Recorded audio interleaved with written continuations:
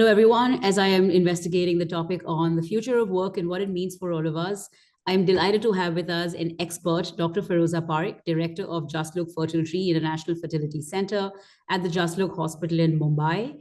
She's also the director of the Well Women Center at the H.N. Reliance Foundation Hospital, an expert of global recognition in assisted reproductive technology with 4 decades of experience. Her expertise lies in vitro fertilization, intracytoplasmic sperm injection, egg and embryo freezing, sperm freezing, male fertility, male factor infertility, and many, many more such things. She has over 200 scientific publications and 30 book chapters in national and international journals, and many, many, many awards to her credit. On a personal note, she is warm, affable, and always advises in the best interests of the couple she sees. For many, she is God in the form of a human being, giving life to more than 20,000 babies delivered by her and her team. For me, she is an extension of my family, someone I deeply respect, someone who, if I could just be 1% of Firuza Auntie's traits and her mindset and her attitude towards her work, I think it would change my life. So, Firuza Auntie, thank you so much for doing this interview. I'm thrilled to have you here. Thank you, Vibha, for this very, very warm and kind introduction. I am overwhelmed and humbled. And thank you for inviting me on this very exciting and futuristic talk show. Super. Thank you. Thank you. And really excited to have you. And I meant every word I said. And I'm sure so many thousands and thousands of couples that you have deeply impacted will be thrilled to hear from you. So, Firoza Aunty, as we start this conversation, and when we think about this book, from where you sit, why is it even important to think about the future? Why think about the future? Vibha, indeed, the future holds many promises, surprises, and evolutionary paradigm shifts in reproductive medicine practice. This is an area which will dominate the workspace, as reproductive medicine is indeed a marriage between IVF and genetics. Many exciting offshoots of these include genetic engineering, genomics, nanotechnology, artificial intelligence, stem cell engineering and technology, and cloning. These are areas to keep a keen eye on and watch the future. Okay, terrific. I'm very curious to learn a little bit more about each of these areas, and hopefully you will touch upon them as we move along. You identify these areas, and they all seem to be sort of buzzwords we're hearing around us. What are factors that are influencing research and work in all these areas? What are some of the factors that are changing your world? So, although there are many factors, I'm going to touch upon the main factors that will shape the future of work in 2040. And I will name a few. And the important ones are access to knowledge, governmental policies, collaborations between the public sector and the private sector, which is extremely important. Then lobbies that are present, which will act upon particular technologies. And I feel another very strong factor is the GDP of a country and whether it can afford to spend on a particular technology. Okay, terrific. Could you talk a little bit in maybe pick up one or two of these factors and explain them in terms of what is really happening in if it's government policy or any of these factors, what's really happening? What's happening on the ground? So I will tell you, when there is an experiment being conducted in a government hospital or an institute devoted to research, many a time those scientists are brilliant, but they don't have the access to clinical work. So there is a big gap between the laboratory person and the clinician. From the lab to the bedside, there's many a slip. If there was a collaboration between the public sector, which includes governmental institutes, and the private sector, research institutes also reside in the private sector. That would be a fantastic collaboration, and it can give us so many new discoveries and inventions. Okay, so the combination of private with public because of access to funding, is that the primary thing, or is it access to? I think that is one, but there are also many gaps. It's like two individuals in a marriage, but they don't talk to one another. They are divorced from each other in their thoughts, in their ideas, although they stay physically together. So if there is more, there are more interventions, there's more collaboration, there are conferences, there are workshops, which both the sectors, or whether the public as well as the private, can come into, I think these gaps are very important to be closed if we want to do well in discovery and invention. Okay, terrific. Okay. So closer partnerships between the public and the private sector. Then you spoke about the rising GDP as a factor. Can we go a little bit deeper on that? Yeah, so although I'm not a finance person, and what I understand a little about GDP is, if the country is doing well and it has extra money to spend on health, on education, rather than just doing therapeutic work, if we do preventive measures and we have that extra money that is stored, this can be used very successfully for discoveries in science and for taking it to the bedside. Okay, terrific. Okay. So as the country gets wealthier and the government has more reserves, and as people have more money, then hopefully we will see that flowing into more research and more access. Okay, terrific. You also touched upon policy making, changes in governmental policies and attitudes. Where do you see that shift coming? I'm a little worried about policies that are being formed, because sometimes what happens is the people who are the policy makers may not understand the intricacies of a particular science. About technology, because it seems to be changing every field. Every expert I speak to comes and says technology is disrupting my industry. Of course, technology is going to disrupt your field as well. What is going on in technology, and what technologies are you currently using at both Just Look and at HN? And where do you see this technology shifting to as you build your practice even further? So we have state-of-the-art facilities in IVF and genetics, and we utilize everything which is the latest in genetic testing, artificial intelligence, lab techniques. We have time lapse. We have the complete setup for one of the best technologies that can be used for couples yearning to have children. But I think more than technology, there will be many, many advancements that will occur in this field. And one of the things that will have the biggest impact on the future in, say, 2040 will be telecommunication. And I'll tell you why. Imagine there is a group of 50 scientists who are working on CRISPR in 10 remote places in the world and breaking a genetic code as a group. There will be, of course, no geographical boundaries because they're all telecommunicating. Of course, the only boundaries that may exist may be the geopolitical ones, where one country may not be in a position to share technology with another country. Also, I feel that the political climate of the 2030s will determine the future of work and technology in 2040. Different political scenarios, if they unfold, these may either enhance or prevent technology from spreading throughout the world. A little bit of word on robotics and artificial intelligence. This is going to absolutely dominate the field, and these technologies will join many random dots to shape the future.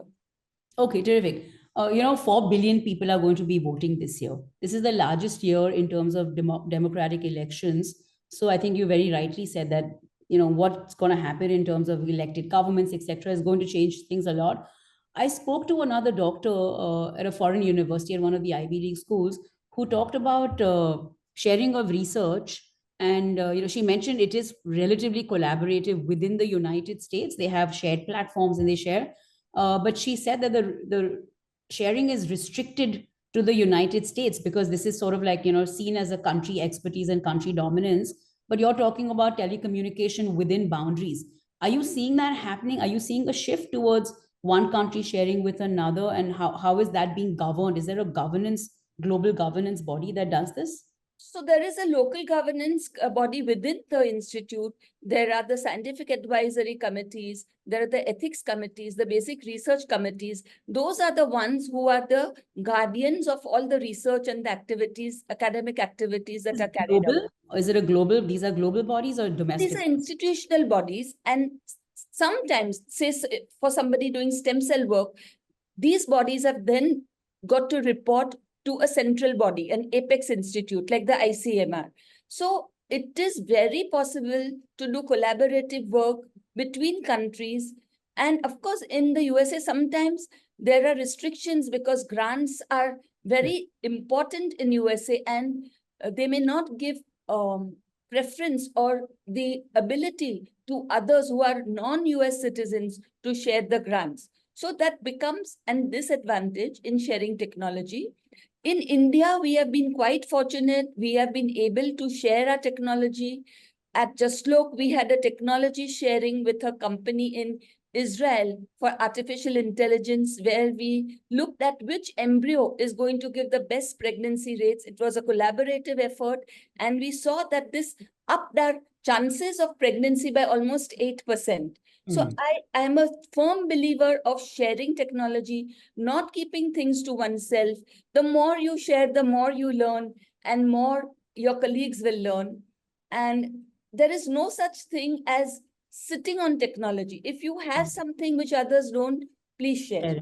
Okay, great. Okay, I hope the larger medical fraternity thinks like you. You mentioned state of the art facilities and equipment within your hospitals. What does that mean to a layperson, to an outsider? What is state of the art tech in your space? Yeah, so state of the art is for every step of doing IVF or ART.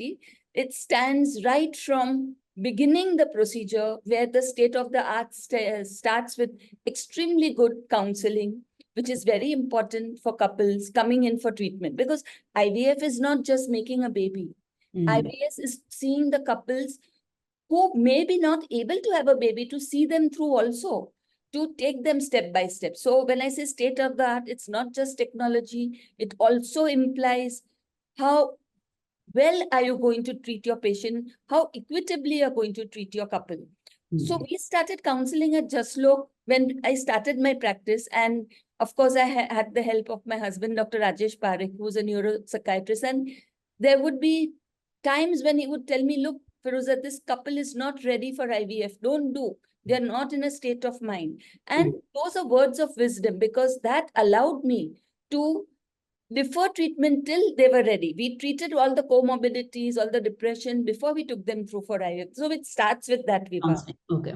Well, then the doctors that we have, they're all come with 10 years, 15 years, 25 years of experience. That itself is state of the art. That are the ones that will improve. Those are the indicators of how well you are going to perform. These give rise to the good key performance indicators. And it's just not technology. I think it is a collaboration between the technologists and the clinicians that gives you good results. Our lab is equipped with whatever is currently required for a good IVF setup. Having a good lab, having a good air purification system, maintaining all the conditions required in the laboratory gives good results. And these are tiny factors which have a big impact on results. You know, you may have the best of a microscope. It may cost a lot of money, but if you don't know how to use it, if you don't know how to take care of it, how to maintain it, for that you need people. So it's man over machine. You're going to need the best experts, the best ability to use this technology. What has evolved? You know, you've been in this space for a very long time. How is the method, the process, what is the evolution of this process? What have you seen change in terms of success rates because of the AI technology, etc.? And where do you see your success rate and the ability sort of shift to even more in the future? So to give you the story of IVF, to date, about 12 million babies are born through IVF all over the world. But a long time ago, IVF, the roots of IVF started in the early 1950s. And it started with animal experiments, experiments on mice, experiments on rabbits, experiments with horses for the semen, and many other animals were involved. However, today, science has really moved forward by leaps and bounds. The first IVF baby was born only in 1978. But imagine, 12 million babies have been born so far. And this is definitely what we are seeing now is an exponential growth in success. That is because of our understanding of the biology of the embryo, the biology of the egg and the sperm, and having better methods of culturing embryos, sperm, eggs, better ways of handling these embryos. having, of course, artificial intelligence, having something which is called time lapse, where you have an incubator and you don't open the doors throughout the entire 5 days that the embryos are cultured. And it's like a womb where the embryos are nurtured. Every few seconds, a picture is taken of the development of the embryo without actually touching the embryo. And this is what enhances results. I think it's just not, as I told you, and I tell you again and again, it's not equipment, it's the people behind the equipment. We have tools for artificial intelligence, but to get those tools, we have to take thousands of images of embryos to determine which embryo is the one which is going to give success. So it is the man or the woman behind that piece of equipment who's going to give you success.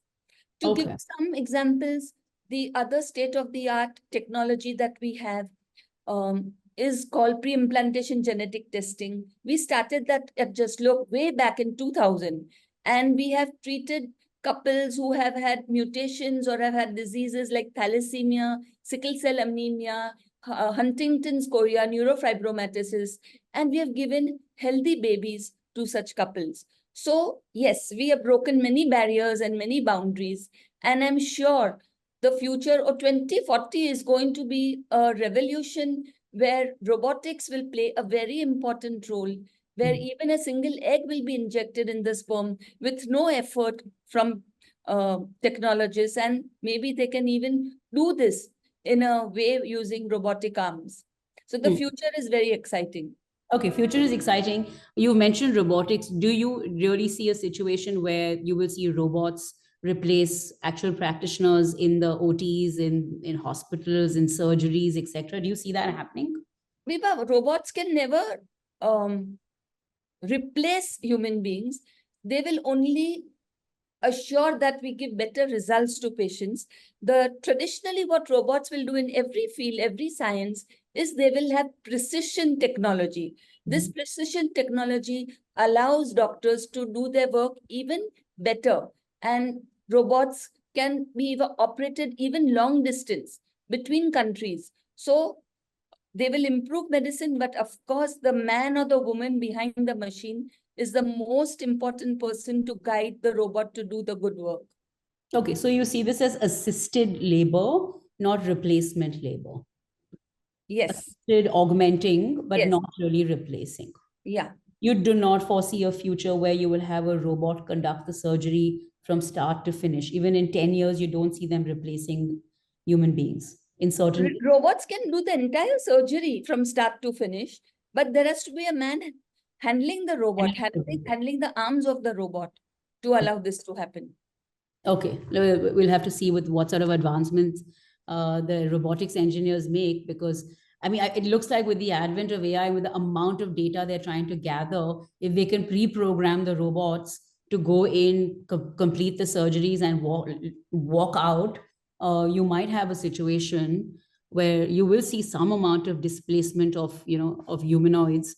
I don't know. It seems a bit uncertain. It seems like there's a lot of work going on in robotics, honestly, from the conversations I'm having. So let's see where we land on that balance. Can you talk a little about genetic testing? What is going on in this space? So some of the conversations are around, how much can you modify a baby? Are you going to have patients coming in and say, I want blue eyes, high cheekbones, golden hair? Like, what is going on in the space? How much control has science now given practitioners? And is this really, can you really genetically create a role model child for yourself and even say, I want an IQ of X? Like, how much can you play around with so much advancement in science? No, Vibha, that is something in fiction. It doesn't happen in the real world. There are people who claim that they can provide a lot of there is something called polygenic disease, where there are multiple factors causing a certain disease, the polygenic basis of disease, and there are algorithms by doing genetic testing by which some of those genes could be eliminated, but that really doesn't work so well. I don't think we are ready, or we should even look at the ability to produce children who have blue eyes or green eyes and certain IQ, because that is not the role of genetics. The role of genetics is to provide healthy babies, happy babies. So I think this is a myth and it should be exploded. The idea is to eliminate diseases, to take out diseases which can reduce the quality of life or which can be lethal, but at the same time, allow the parents to enjoy what nature has provided. Okay, I want to go once little bit push you on both things. When you let's talk about the disease prevention or disease sort of amelioration, right? Just reducing disease. Is that piece possible? Are you seeing that? If not now, in the next couple of years, are you seeing that? Are you going to be able to early detect earlier? So this is something we've been doing over the last 20 years. I'll give you some examples. There are genetic diseases like what is called translocations, where embryos which have this particular translocation, that is one part of a chromosome on the other, will not be transferred. We identify only those that are normal so that the baby does not have the defects of translocation. That is already You're being doing done. that right now. Yes, there are Okay. ways of not transferring embryos that have chromosomal abnormalities like Patau syndrome, Edwards syndrome, Down syndrome, Turner syndrome. So all that is very, very routine. We also have the ability to look at monogenic diseases, like, in our country, thalassemia, sickle cell anemia are very lethal diseases. And we have the ability to test the parents for the genes for thalassemia that they are carrying and only transfer those genes, those embryos, which are not either carriers or are not affected with thalassemia. We also have, we have successfully done it at Just Look, where we have created what is called savior siblings.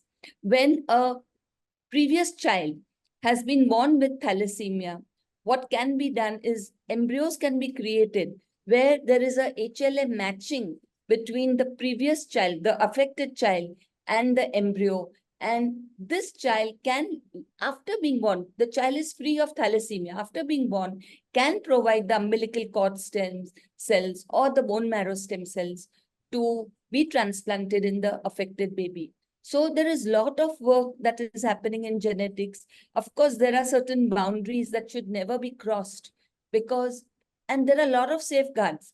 There are committees which will regulate all this, and we are very grateful for such committees because it will guide doctors, scientists, and put certain precautionary steps in place so that the technology is used Not to the misused. betterment of humankind. Okay, okay. So you're saying your goal, the way you see it, is to produce a healthy baby at the forefront of it all, and then the rest of it is just is optics. And you're not much. It sounds like you're not at all in favor of the optics. But is it possible? Has research and science made it possible? Can you literally go in and edit color and all this stuff, or is not possible?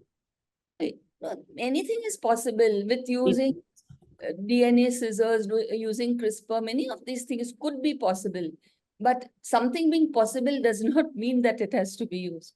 In Of the course. future, I'm sure there'll be technology to do a lot of this, but it may not make sense to be indulging in this when there are so many other areas that can be Sure. Of course, sure. Of course. From where you sit and from you, obviously you have a very noble intent in terms of your career and your profession. But I mean, there was, I did do an interview where somebody spoke about, from a geopolitical angle, having a country which has either a very small population, go into this sort of, creation of, and then create an entire race of 7 feet, like 50-inch chested, the new warrior race. And, they're saying it might be possible if you can do this. And obviously it's all illegal, and hopefully the frameworks you've described exist, but it seems like a doomsday scenario that with advancement in research may potentially be possible. Hopefully we won't see that happening in our lifetimes. I hope that is only restricted to sci-fi movies. It's on the big screen. Yeah, I hope so. I hope so too. Okay, let's talk a little bit about, just you also talked about the economy and women in general. Are you seeing more women come into the phase of maternity later? Is that a trend you see happening going forward as well? Because I'm trying to understand what that means for a workspace, because it changes the dynamic of, mostly you see women dropping out of the workforce because they start planning their families. But with them coming in later and with these sort of technologies, what will happen to the workspace with women coming to you at a later phase? What's the trend there? Yeah, Vibha, that's a very pertinent question.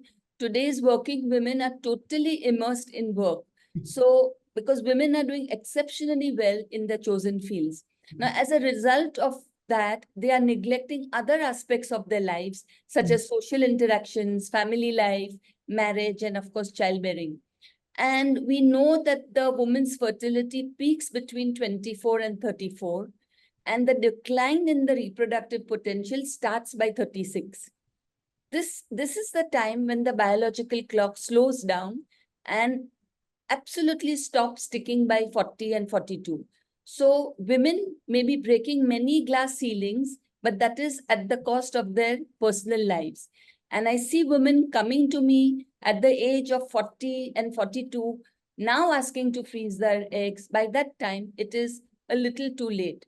So I would strongly recommend large and small companies where women are working so sincerely with all their heart, putting in late hours, hardly sleeping for 6 to 8 hours, going to work early morning, returning very late, or working from home, but putting in the same number of hours.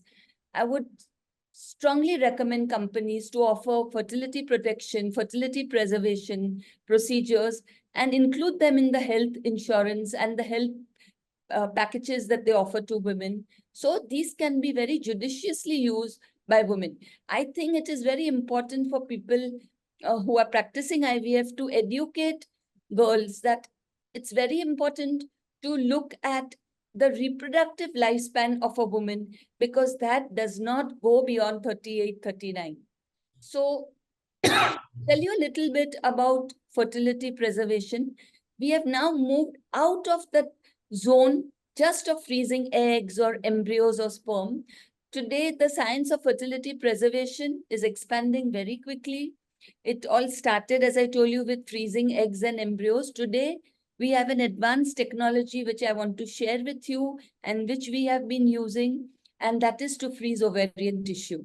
So, when we freeze ovarian tissue, we take out a small piece of the ovary by laparoscopy, and this then is treated in the laboratory, and this little tissue, this small piece of tissue, will have thousands of immature eggs. It is then processed and frozen by a technique called slow freezing.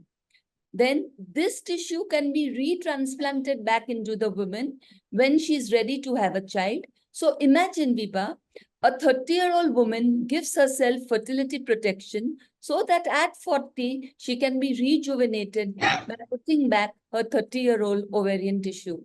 These are the marvels of science. And I think we need, since we have technology, we need to use this judiciously. We need to educate women that, yes, we have technology which is going to serve your purpose, even if you want to delay having a child to a later age. Okay, so this sounds very, very fascinating. What age do you recommend that women do this treatment? So the earlier, the better. I've had women who are even in the early 20s come to me for egg freezy, and that is the time I would encourage all women to come forward, because the quality of the eggs are best in the mid 20s to the early 30s. So encourage all your friends who are not thinking of having a child soon to at least freeze their eggs or their ovarian tissue. Okay. It will serve them in good stead later on. Is there a lifespan to this freezing? Ideally not. Tissue can be frozen for years together. It can be frozen for years together. And is there a time limit to this, to doing the implant? What is there an age after which you say the implant will not be successful? Mostly women who freeze their ovarian tissue, and that has been primarily done for women who have undergoing chemotherapy, and there is a chance that the eggs will get destroyed. It started with that premise. Usually women who are in remission or who want to now have a child, the usual waiting period is anywhere from 4 years to even 8 years. And we have a collaboration with a scientist, Professor Klaus Anderson, with whom we are collaborating on ovarian cortex freezing, where he has shown us that this can be successfully done in women so as to maintain their fertility later on. Okay, but is there a cap on what age you can do the reverse implant by? There is no cap, but you don't want to keep the ovarian tissue or the eggs in limbo for too long. Although there is no harm that can occur by keeping the tissue cryopreserved. Okay, okay. So you're suggesting essentially you're saying do it as early as you can because you get the best quality of either tissue or egg. Okay. Right. Excellent. Great. I also want to touch a little bit about ethical concerns. You talked a little bit about employers should put out these in policy, encourage egg freezing, etc. Sorry, you want to say something? No, that's right. Fine. Okay. I'm Now, listening. as access to these treatments become more and more prevalent, uh, when employers are designing these policies, for women, what is happening on the male side? Can you talk, because there's so much chatter about women, freeze your eggs, freeze. Can you tell us about the sperm side? What is happening with the male population? What is going on in that case? What is going on in terms of treatments for them? Let's talk a little bit about the men. Yeah. So men are little fortunate because they maintain their fertility and the sperm way into their 70s and 80s. As you know, Charlie Chaplin had a baby when he was 80. So men have certain advantages, and by and large, they will continue to produce sperm. So that is the difference. The man's fertility remains intact even into his 50s, where a woman's fertility ends by 40. So there may not be such a vital need to have packages or to freeze sperm in men unless they're undergoing chemotherapy or unless they have a male factor infertility where their sperm counts are declining. Okay, all right. So it seems like the men have it better, and there's no real. You're not seeing any quality of sperm issues in the current workforce or anything like that. No, we are. That's a very important point. What we are seeing, and I will talk about this a little later, is about the endocrine disrupting chemicals. Vibha, there is a wonderful book written by Professor Shanna Swan, and I would encourage people to read it, where she has shown that there is a decline in the semen count and parameters of men over the last 50 years. And we believe and think that is because of the presence of endocrine disrupting chemicals. These are chemicals which are present in everything, in the food we eat, in what we breathe, in what we actually inhale. And these are the main ones are phthalates and bisphenol. There are some other ones like triclosan and things, and it is difficult to imagine that they are in everywhere. They're ubiquitous. They're present in nail varnish, they're present in cosmetics, they're present in paints, in wood polishing, they're present in the lining of paper bags. And these are the ones which are believed to cause a problem with semen parameters as well as in the women. We did a very important study and we published 2 papers on this where we showed that the follicular fluid in the ovaries of women was, and those who did perform poorly, who did not have good number of eggs or did not show a good response in IVF, they had higher amounts of bisphenol and phthalates. And surprisingly, what we showed is during the COVID lockdown, the strict COVID lockdown in India, we saw that immediately after the lockdown, when women did IVF, they had far less phthalates, far less endocrine disrupting chemicals in their follicular fluid. And we published this to show the effect of the environment on fertility in women. Okay, wow. Okay, so you are seeing that as a trend. And it was, what can they do to now sort of either address this trend or reverse this trend? What should people be doing? Yeah, so we have to be first of all mindful of what we eat, what we drink. What I tell women and couples when they come for treatment, the first thing I tell them is make sure you don't put nail polish, you don't put perfumes, you don't put any cosmetics, and be as natural as you can. then I tell them not to have water from plastic bottles, not to have plastic containers storing food, to cook only in ceramic and non-Teflon coated pans, to use stainless steel for uh, keeping food and cooking food, not to be under the blue light of computers for too long, to sleep Okay. healthy, eat healthy. So these are things which absolutely help women to activate and rejuvenate themselves. These are simple things which need, it's a no-brainer, but it needs a lot of mindfulness to make sure that you're staying away from these endocrine disrupting chemicals. Okay, okay, great. Okay, so it sounds like a shift in a little bit of a shift in lifestyle and consciously choosing to pick materials that you're So, interacting with. Okay, since you are HOD of the hospital in Just Look, the center in Just Look, and also running the center at the HN Foundation. What are you seeing in terms of trends in workspaces? Because this, when you talk about future of work, this is a very important topic. People talk about hybrid offices, but in the case of medicine and in what you do, how much of this do you see being able to go hybrid? How much remote work are you able to do? Because hybrid remote brings with it advantages in cost, access, scale, etc. But it is also seems like a very high touch kind of profession. So where do you see this balance settling, and what happened in COVID? How much of it were you guys able to do remote versus on ground, and where do you see this COVID shuffle move in the future? yeah, so I think COVID-19 has absolutely taught us many, many lessons. And one thing that we learned from this is that the patient need not come to us all the time. Telemedicine is useful. We cut down on visits.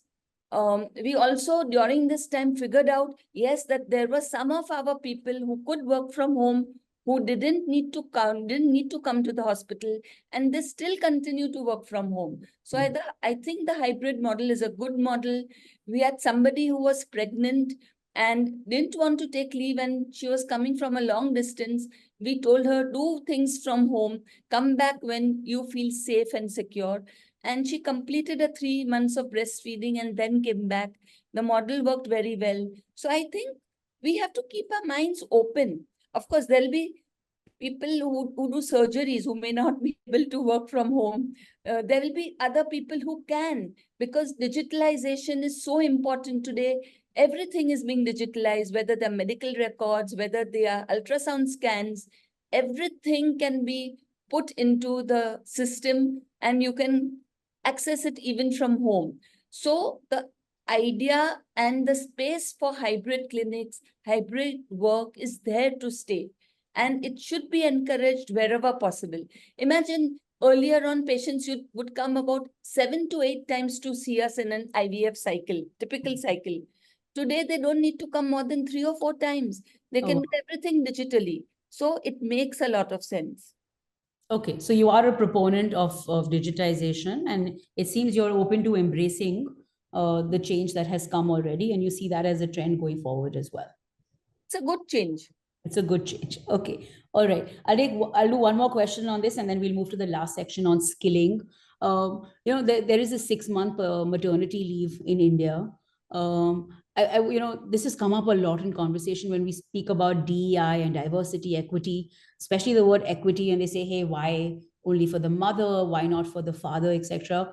Since you are in this space, and I know you're not directly a policymaker, which also makes it advantageous to get, you can give an opinion that doesn't come from a policy perspective.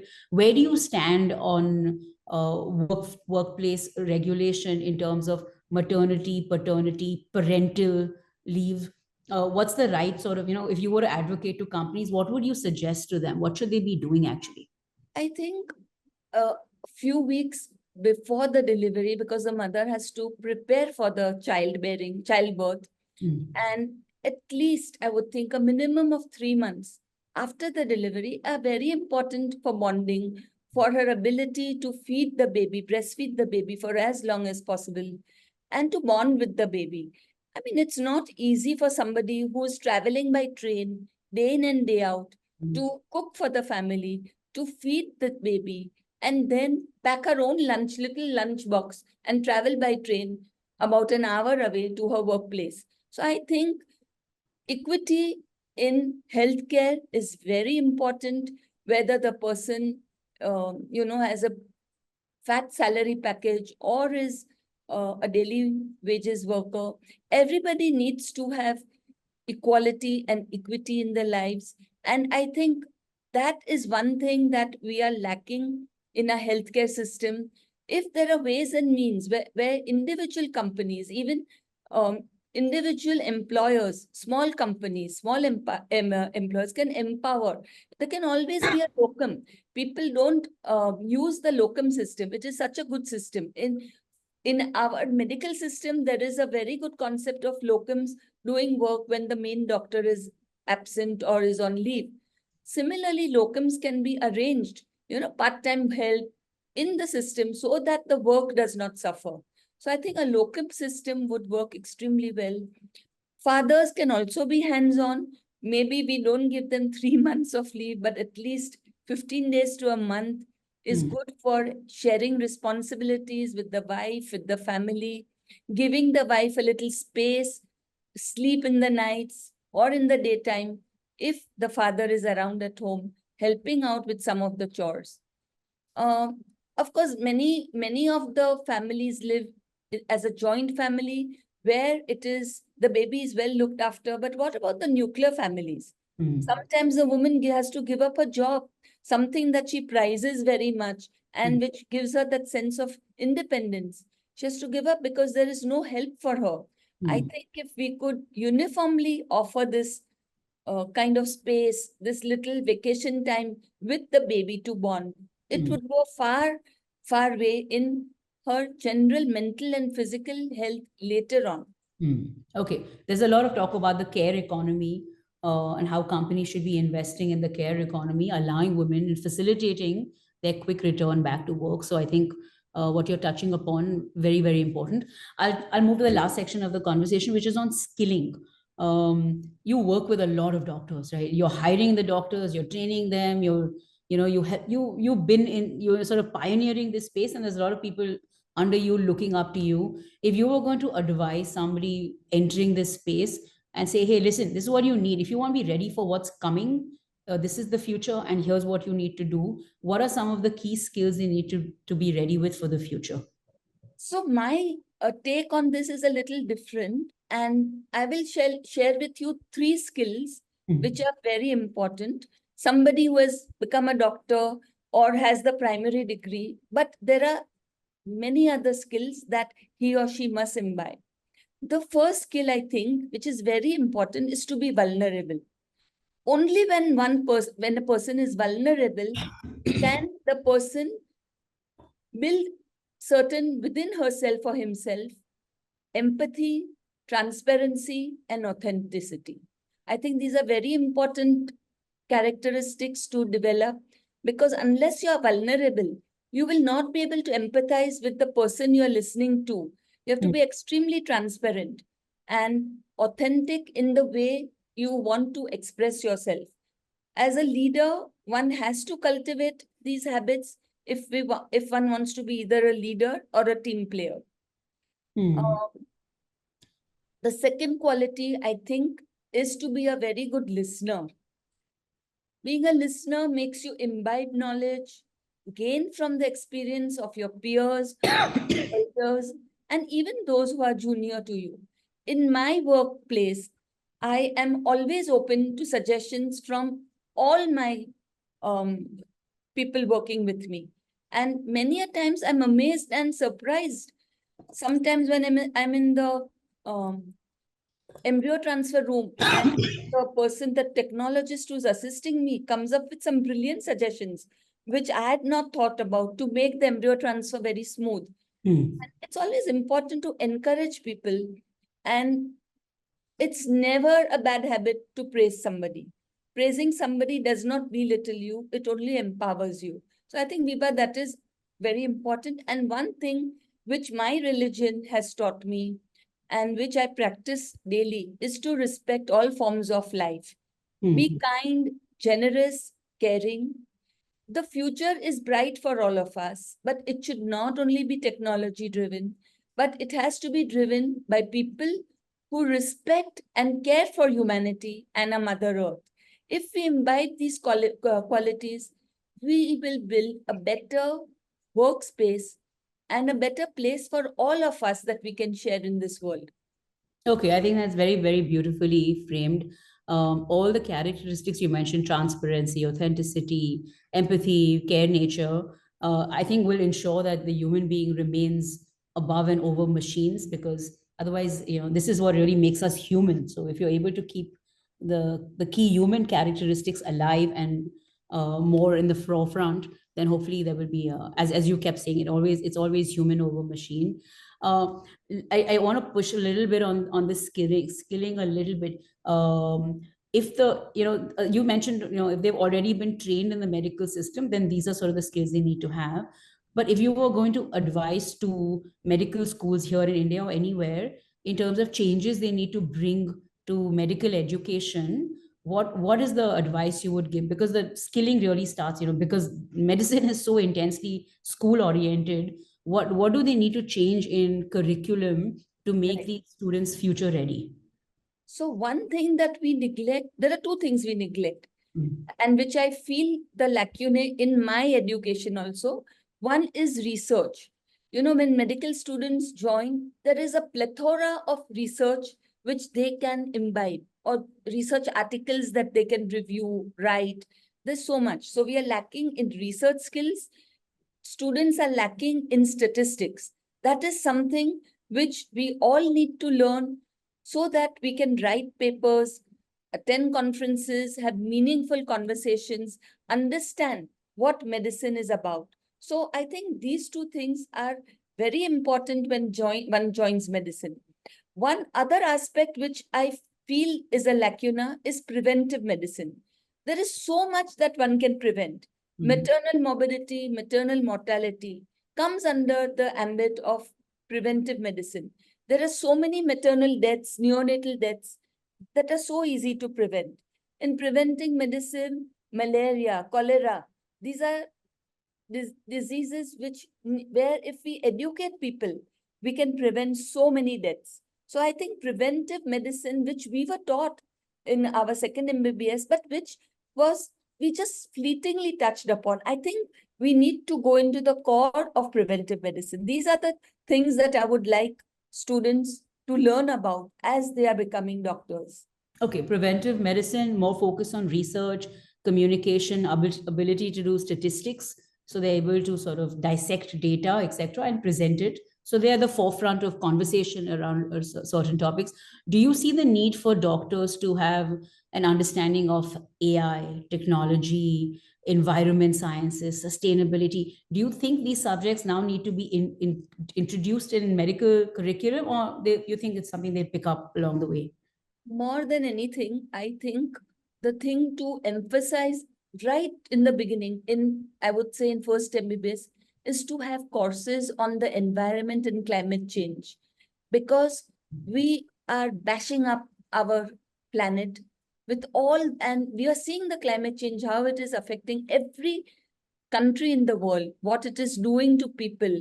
There are famines, there are floods, there are tsunamis. So climate change and the environment should be an exceptional topic to introduce in the curriculum of medical students.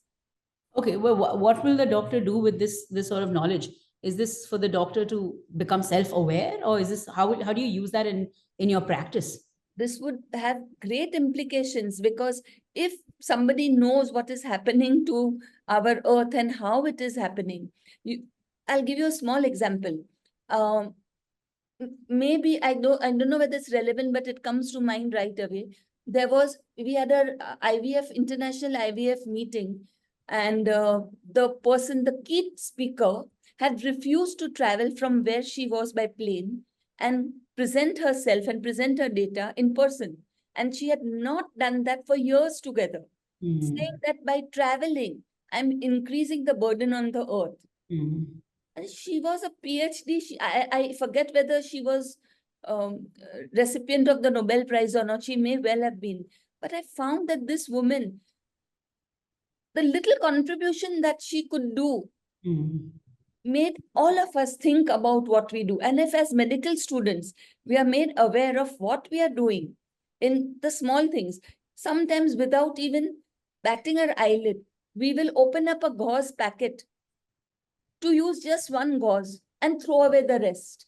We have to be frugal. A medical student has to be told that, my son, when you go to the primary healthcare center to do your internship, you will be given one gauze with which you may have to treat two people. Sure, sure. How are you going to do it? So, preventive care, ability to see what is happening to the world will make a big change in the way we practice medicine. Okay, terrific. Okay, that was very beautifully framed. I know every minute that you're spending on this call, someone is trying to reach you. So we're going to close this. Dr. Firuza Parikh, I think you already imbibe all the skills you mentioned about future skills. You're transparent, authentic, genuine, and really a doctor with a larger heart than a brain, because everything you have mentioned and spoken about comes from the lens of empathy, compassion, and a true sense of purpose. Once again, learning so much from you in just a short while, as always. Thank you, Dr. Firuza Parikh, for having this conversation and sharing so much of your life with us. Thank you, Vibha. It was indeed a pleasure. And I have shared some of my deepest thoughts, which are not futuristic, but something that may help medical students and practitioners how to become better doctors so that they're armed well in the future to help their patients. Thank you again for having me. Thank you. Thank you so much.